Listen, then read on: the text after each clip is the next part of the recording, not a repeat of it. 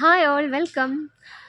ആദ്യം തന്നെ ഞാൻ എൻ്റെ എല്ലാ പ്രിയപ്പെട്ട സബ്സ്ക്രൈബേഴ്സിനും സന്തോഷവും സമാധാനവും സമൃദ്ധിയും നിറഞ്ഞൊരു പുതുവർഷം ആശംസിക്കുകയാണ് കേട്ടോ.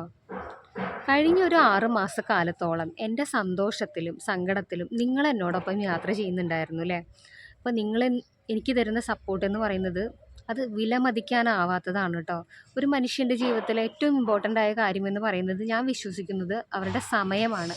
അപ്പോൾ നിങ്ങളുടെ സമയം ചെലവഴിച്ച് എൻ്റെ വീഡിയോ കാണുന്നു, എന്നെ സബ്സ്ക്രൈബ് ചെയ്യുന്നു, സപ്പോർട്ട് ചെയ്യുന്നു, ഒരു മിനിറ്റെങ്കിലും ചിലവഴിച്ചിട്ട് എനിക്ക് കമൻറ്റ് ചെയ്യുന്നു. അപ്പോൾ അതിനൊക്കെ ഞാൻ നിങ്ങളോട് ഒരുപാട് കടപ്പെട്ടിരിക്കുന്നു കേട്ടോ. അപ്പോൾ ഈ ഒരു അവസരത്തിൽ 2024 ഈ അവസാന ദിവസത്തിൽ ഞാൻ നിങ്ങളോട് ഒരുപാട് നന്ദി പറയുകയാണ്.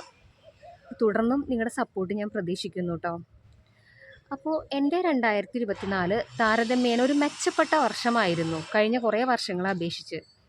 അപ്പോൾ ലോ ഓഫ് അട്രാക്ഷനിലൂടെയും പോസിറ്റീവ് തിങ്കിങ്ങിലൂടെയും ഞാൻ എങ്ങനെ എൻ്റെ കഷ്ടതകളെ നേരിട്ടു എന്നുള്ളതാണ് ഞാൻ എൻ്റെ കഴിഞ്ഞ വീഡിയോയിൽ ചെയ്തിട്ടുള്ളത്.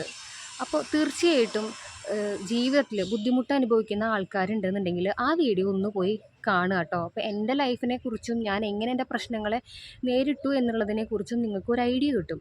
അപ്പോൾ ഇന്നത്തെ വീഡിയോയിൽ ആ വീഡിയോയുടെ ഒരു കണ്ടിന്യൂവേഷനായിട്ട് 2025 ഞാൻ സെറ്റ് ചെയ്തിരിക്കുന്ന കുറച്ച് ഗോൾസാണ് ഞാൻ ഇന്ന് പറയാൻ പോകുന്നത്. ഞാൻ നിങ്ങളുമായിട്ട് പങ്കുവെക്കുകയാണ് കേട്ടോ എന്തൊക്കെയാണ് ഞാൻ ചെയ്യാൻ പോകണമെന്നുള്ളത്. അപ്പോൾ ഞാൻ മുമ്പൊക്കെ എന്താ ചെയ്തിരുന്നതെന്ന് വെച്ചിട്ടുണ്ടെങ്കിൽ എൻ്റെ പ്രശ്നങ്ങളെയാണ് കൂടുതൽ ഫോക്കസ് ചെയ്തിരുന്നത്, പ്രശ്നങ്ങളിലാണ് കൂടുതൽ കോൺസെൻട്രേറ്റ് ചെയ്തിരുന്നത്.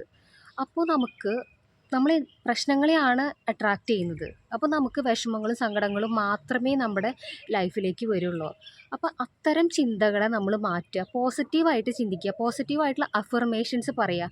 എനിക്ക് നല്ലത് വരും, 2025 എനിക്ക് സന്തോഷമുള്ള ഒരു വർഷമായിരിക്കും, 2025 എനിക്ക് സമാധാനമുണ്ടാകും, എനിക്ക് സമ്പത്തുണ്ടാകും എന്നൊക്കെയുള്ള പോസിറ്റീവ് അഫർമേഷൻസ് നിങ്ങൾ എഴുതി വെച്ചിട്ട് എല്ലാ ദിവസവും രാവിലെ എണീക്കുമ്പോൾ ഈ പോസിറ്റീവ് അഫർമേഷൻസ് ഒന്ന് പറയാൻ ശ്രമിക്കുക.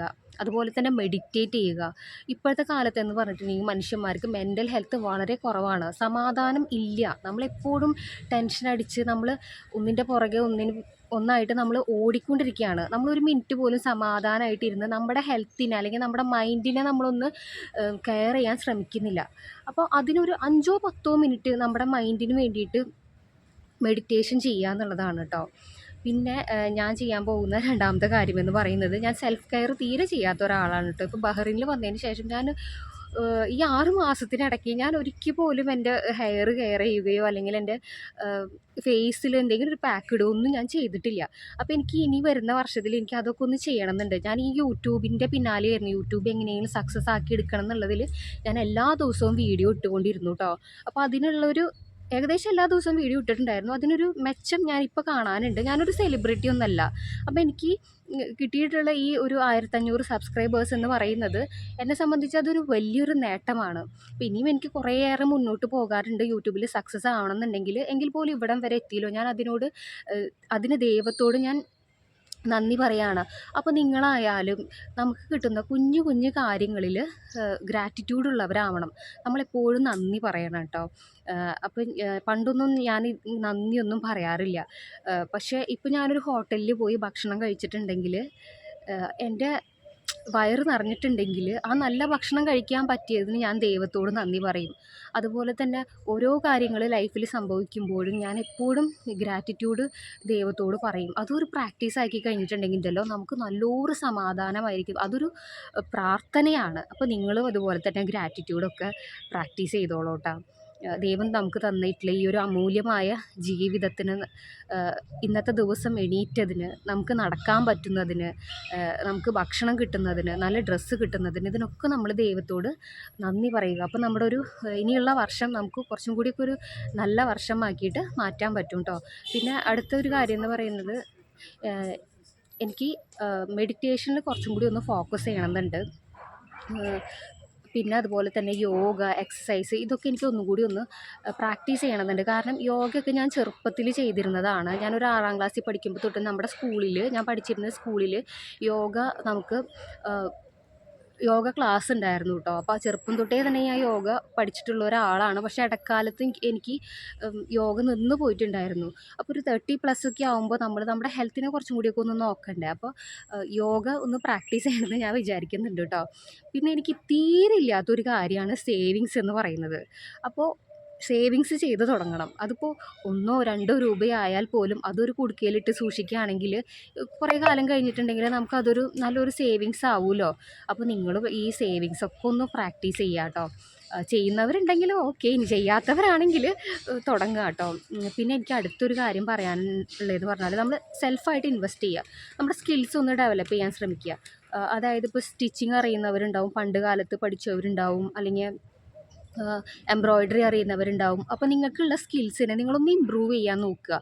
അപ്പോൾ എനിക്ക് സ്റ്റിച്ചിങ്ങൊക്കെ അറിയായിരുന്നു കേട്ടോ. ഞാൻ എൻ്റെ ചുരിദാറുകളൊക്കെ തന്നെ സ്റ്റിച്ച് ചെയ്ത് ചെയ്യാറുണ്ടായിരുന്നു. പണ്ട് ഞാൻ BEd പഠിക്കുന്ന സമയത്തൊക്കെ ഞാൻ എൻ്റെ ഫ്രണ്ട്സിനൊക്കെ ചുരിദാർ സ്റ്റിച്ച് ചെയ്ത് കൊടുക്കാറുണ്ടായിരുന്നു. പക്ഷേ BEd ഒക്കെ കഴിഞ്ഞ് ടീച്ചറായി ജോലി കിട്ടിയപ്പോൾ ഞാൻ എൻ്റെ ആ ഒരു സ്കില്ല് ഞാൻ ഉപേക്ഷിച്ചു എന്നുള്ളതാണ്. പക്ഷേ അത് നമ്മൾ ഡെവലപ്പ് ചെയ്ത് എടുത്തിരുന്നെങ്കിൽ ടീച്ചറായിട്ട് എനിക്ക് പോകാൻ പറ്റാത്ത അവസ്ഥയിൽ എനിക്കത് ഉപയോഗിക്കാമായിരുന്നു.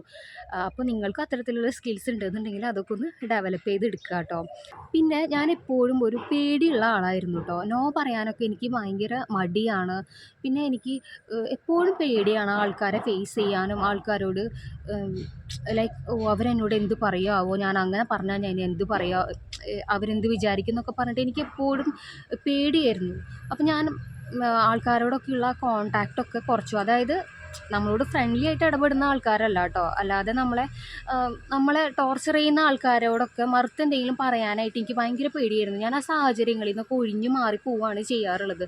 അപ്പോൾ ഇനി മുതൽ ഞാൻ വിചാരിച്ചിട്ടുണ്ട്, നമ്മൾ പ്രശ്നങ്ങളെ നേരിടണം, നമ്മളെ ഫേസ് ചെയ്യണം, നമ്മൾ ഒഴിഞ്ഞു മാറി പോകാൻ പാടില്ല, നമ്മൾ ഭയപ്പെടരുത്. അപ്പോൾ ഞാൻ ഈ വർഷം ചെയ്യാൻ പോകുന്ന ഏറ്റവും വലിയൊരു കാര്യം എന്ന് പറയുന്നത്, ഞാൻ ഒന്നും കൂടി ഒന്ന് കോൺഫിഡൻ്റ് ആയിട്ട് മാറും. എന്നെ ഭയപ്പെടുത്തുന്നവരോട് അല്ലെങ്കിൽ എന്നെ ടോർച്ചർ ചെയ്യുന്ന ആൾക്കാരോട് എന്നെ ഇത് ചെയ്യാൻ പാടില്ല, ഇതെനിക്ക് ഇഷ്ടമല്ല എന്നുള്ള കാര്യം തുറന്നു പറയാനായിട്ട് ഞാൻ ശ്രമിക്കും കേട്ടോ. പിന്നെ അടുത്തൊരു കാര്യമെന്ന് പറയുന്നത്, എൻ്റെ ജോബ് എന്ന് പറയുന്നത് ടീച്ചറാണല്ലോ. അപ്പോൾ ഈ ടീച്ചിങ്ങിൽ എനിക്ക് കുറച്ചും കൂടി ഒന്ന് ഇമ്പ്രൂവ് ആവാനായിട്ട് ഇംഗ്ലീഷിൽ കൂടുതലൊരു പ്രാവീണ്യം നേടണമെന്ന് എൻ്റെ കുറേ കാലത്തെ ആഗ്രഹമാണ് കേട്ടോ. അപ്പോൾ ഞാൻ ഇടയ്ക്ക് സ്റ്റാർട്ട് ചെയ്യും, പിന്നെ വേറെ വല്ല പ്രശ്നങ്ങളും വരുമ്പോൾ അത് സ്റ്റോപ്പ് ചെയ്യും, അങ്ങനെയൊക്കെ ആയിരുന്നു. അപ്പോൾ പണ്ട് എൻ്റെ ഗ്രാൻഡ് ഫാദർ എന്നോട് പറയാറുണ്ട്, ഞാൻ 8-9 പഠിക്കുന്ന സമയത്ത് കേട്ടോ, നീ ഓരോ ദിവസവും ഡിക്ഷണറി എടുത്തു വെച്ചിട്ട് അതിൽ നിന്ന് ഓരോ വാക്കുകൾ വീതം പഠിക്കുക. അപ്പോൾ അങ്ങനെ ഒരു മാസം കൊണ്ട് നിനക്ക് 30 വേർഡ്സ് പഠിക്കാൻ പറ്റും. അങ്ങനെ നിൻ്റെ വെക്കാബുലറി ഇൻക്രീസ് ആവും എന്നൊക്കെ അച്ചാച്ച അന്ന് പറഞ്ഞു തന്നിട്ടുണ്ട്. പക്ഷേ ഞാനതൊന്നും പ്രാക്ടീസ് ചെയ്തിട്ടില്ല കേട്ടോ. കുറച്ച് നാളൊക്കെ ചെയ്യും. ഇപ്പോൾ നമ്മളെല്ലാവരും അങ്ങനെയാണല്ലോ, ഒരു ആരംഭശൂരത്വം എന്ന് പറഞ്ഞൊരു കാര്യം ഉണ്ടല്ലോ. അപ്പോൾ കുറച്ച് നാളൊക്കെ ഭയങ്കര ആക്റ്റീവായിട്ട് തുടങ്ങും, പിന്നെ നമുക്കത് കണ്ടിന്യൂ ചെയ്ത് പോകാൻ പറ്റില്ല. അപ്പോൾ ഇനി കുറച്ചും കൂടി ഒന്ന് കോൺസെൻട്രേറ്റ് ചെയ്ത് ഞാൻ എഴുതി വെച്ച കാര്യങ്ങൾ അത് കണ്ടിന്യൂസ് ആയിട്ട് ചെയ്യാനായിട്ട് ശ്രമിക്കും. അപ്പോൾ ഇത്തരം ശ്രമങ്ങളൊക്കെ നിങ്ങൾ നടത്തുക കേട്ടോ. അങ്ങനെ നമുക്ക് ഒരുമിച്ച് നമ്മുടെ 2025 കുറച്ചും കൂടി ഒരു ഫ്രൂട്ട്ഫുൾ ഇയർ ആക്കി മാറ്റാൻ ശ്രമിക്കുക കേട്ടോ. അപ്പോൾ വീഡിയോ ഇതുവരെയും കണ്ട് സപ്പോർട്ട് ചെയ്ത എൻ്റെ എല്ലാ പ്രിയപ്പെട്ട സബ്സ്ക്രൈബേഴ്സിനും നന്ദി. ഒരിക്കൽ കൂടി നല്ലൊരു പുതുവർഷം ആശംസിക്കുന്നു.